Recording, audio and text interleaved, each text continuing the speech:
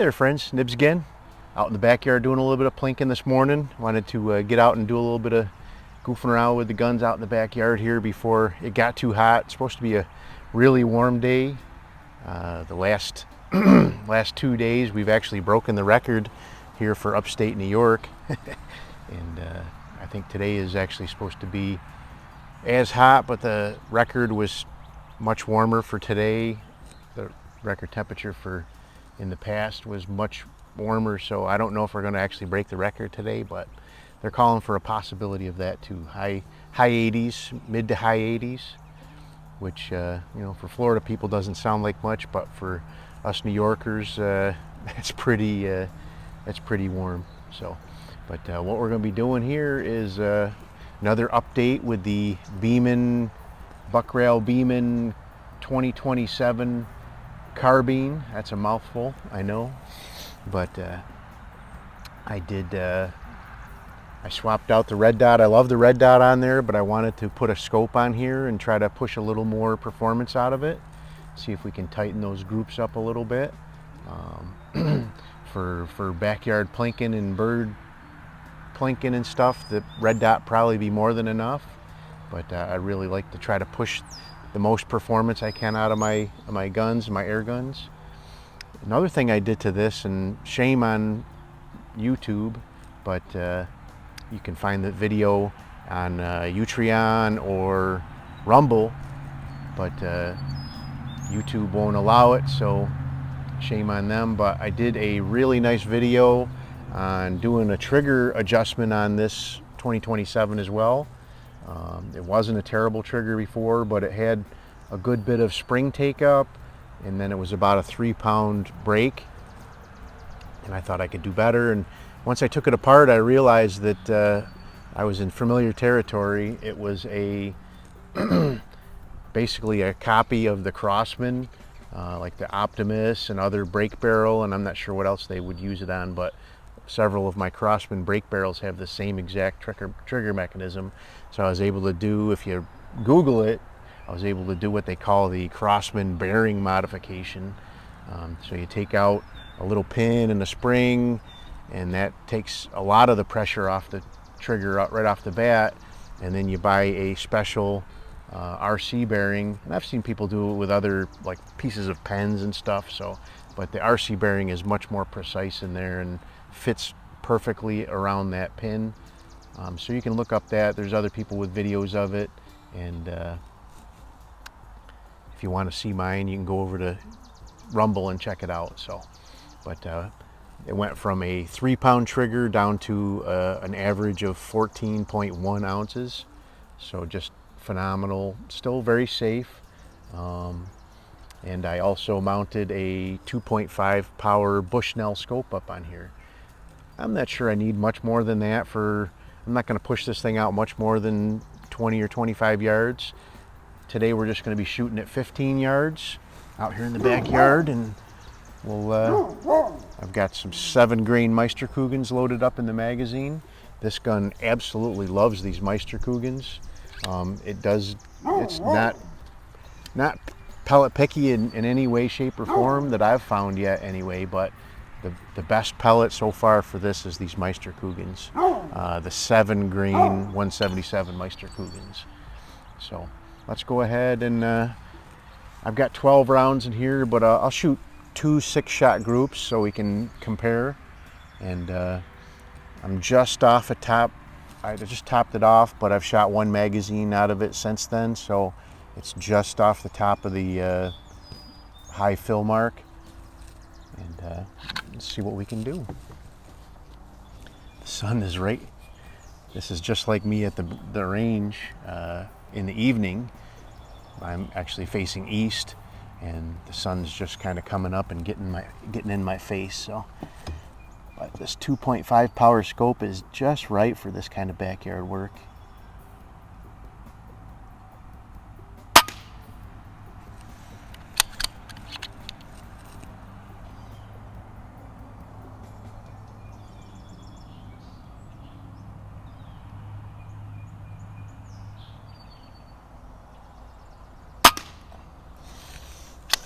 Trigger's phenomenal now.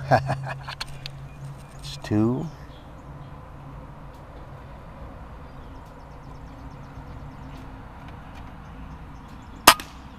That's 3.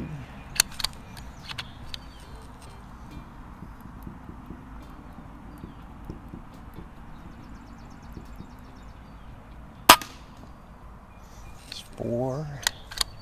So again, this is 15 yards, 15 paces, so it's a little over 15 yards. My paces are average around 39 inches, so each of my paces average is about a meter.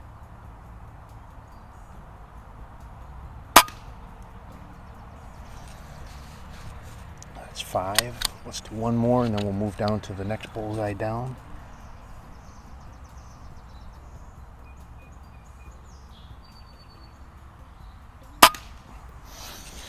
So now that I found a pellet that this guy really likes, the next thing is to find where in the band, because this is an unregulated gun, so the shots start out at like 700, work their way up to 800, and then work their way back down to 700 again. So I want to find out where in the band is the sweet spot as far as accuracy goes, and then I can try to push even a little bit more accuracy out of it.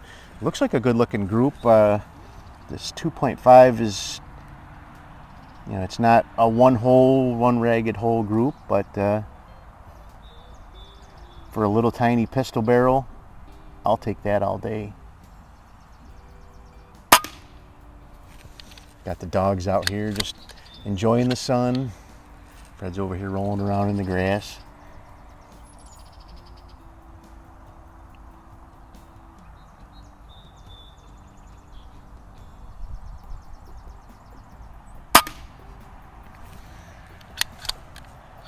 I did a video where I tested the suppressors on these on and off, the sound pressure, and these are doing just a little over 10 dB of sound suppression, so very good help to make these even more backyard friendly. I say these, I tested it with the 2027 and I tested my QB Chief. I'm shooting that out here this morning too, but both of them were over 10 dB. I think 11 was what I recorded with this one. It was below 100 dB without it, and with it on there, I mean, literally all you're hearing when I shoot this is the spring slapping down. You probably hear the sound of the pellet hitting the target downrange more than anything else.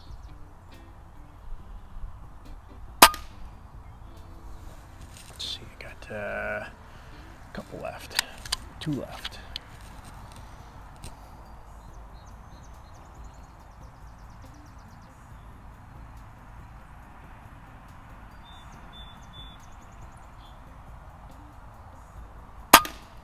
Ooh, that one almost snuck out of the bullseye.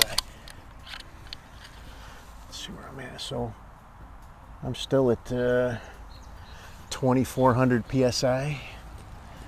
This gun is so efficient with air.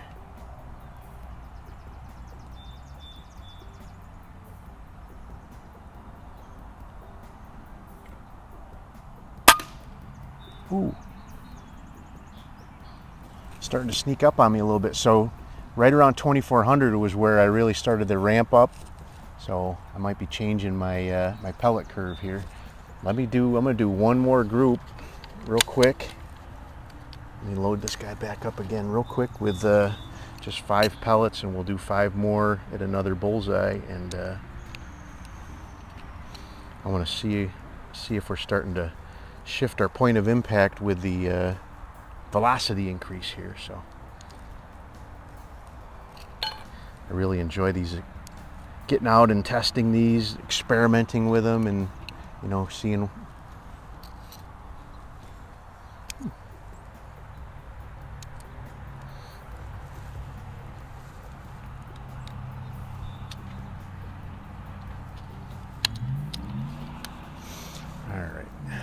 Make sure I'm actually looking at a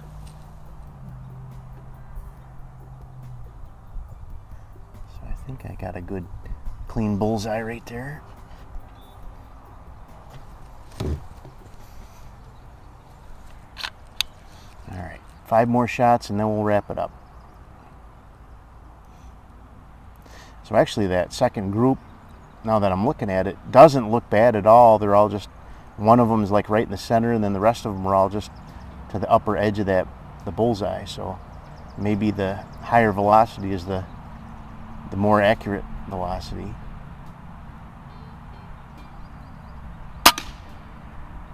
That one's in the middle of the bullseye again.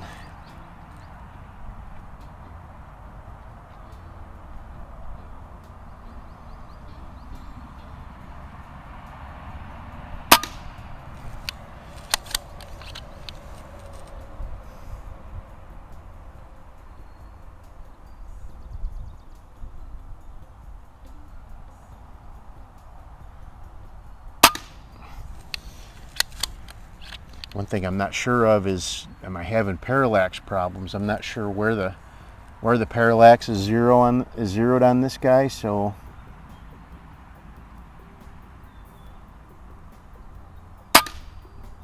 and if I don't put my head exactly the same place every time on the back of this gun at 15 yards, I'm probably throwing in some parallax error there.